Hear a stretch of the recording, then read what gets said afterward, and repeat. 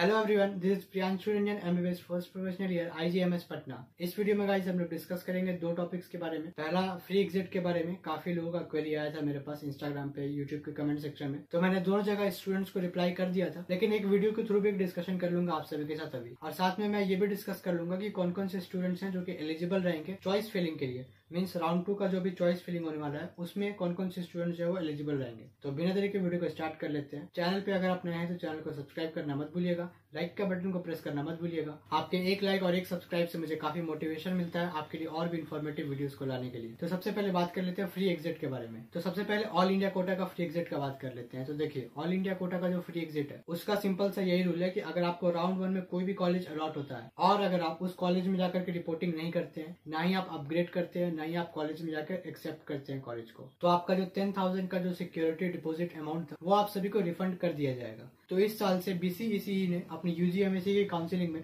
जो free exit का option है उसको इस साल से डाल दिया। मींस हमारे टाइम तक काउंसिलिंग होती थी तो हमारे समय कोई भी फ्री एग्जिट का जो ऑप्शन है वो नहीं होता था। या तो हम फिजिकली जाकर के रिपोर्ट करके अपने कॉलेज को अपग्रेड कर दें या तो उस कॉलेज को एक्सेप्ट कर ले। अगर हम लोग रिपोर्ट नहीं करते थे उस टाइम पे तो हम इवन सेकेंड राउंड के लिए भी एलिजिबल नहीं होते थे। लेकिन इस साल से जो फ्री एग्जिट का जो सिस्टम आया है उसकी वजह से आप एलिजिबल रहेंगे इवन इफ अगर आप रिपोर्ट नहीं करते हैं अपने कॉलेज में। मींस आपको यूजीएमएससी से कोई भी जो कॉलेज अलॉट हो रहा है उसमें अगर आप रिपोर्टिंग नहीं करते हैं तो कोई दिक्कत की बात नहीं है, आपको फ्री एग्जिट में कंसीडर किया जाएगा। मींस आप फिर से फ्रेश चॉइस फिलिंग कर सकते हैं राउंड 2 के लिए। तो ये तो ओवरऑल डिस्कशन हो गया कि फ्री एग्जिट क्या होता है। अच्छा हाँ, फ्री एग्जिट में मैं आपको एक और बात बता देता हूँ। आपने जो 10,000 का जो अमाउंट पे किया था बीसीईसीई को एज ए सिक्योरिटी डिपॉजिट, वो आप सभी को रिफंड हो जाएगा अगर आप सेकेंड राउंड में पार्टिसिपेट नहीं करते हैं। तो अब तो आप सभी का जो राउंड 1 है वो अब कंप्लीट हो चुका है। अब बात कर लेते हैं राउंड 2 के बारे में। जैसा कि आप सभी अपने स्क्रीन पर देख सकते हैं, आपको यहाँ पे पॉइंट नंबर F देखने मिल जाएगा। Fresh choice filling modification can be done in round 2 counselling by all eligible following candidates. तो फर्स्ट पॉइंट में आपको देखने मिल जाएगा वो सारे के सारे कैंडिडेट्स जो कि मेरिट लिस्ट यूजीएमएससी 2022 में इंक्लूडेड है, वो सारे के सारे कैंडिडेट्स एलिजिबल हैं। और जिन स्टूडेंट्स का जो चॉइस फिलिंग का जो प्रोसेस है वो राउंड 1 में इनकम्प्लीट रह गया था, मीन्स राउंड 1 में उन्होंने चॉइस फिलिंग नहीं किया था लेकिन बस रजिस्ट्रेशन करके छोड़ दिया था, वो भी स्टूडेंट जो है वो एलिजिबल है आपको चॉइस फिलिंग में, राउंड 2 के चॉइस फिलिंग में। सेकंड पॉइंट का बात कर लेते हैं। तो इसमें ये लिखा हुआ है कि अगर किसी स्टूडेंट को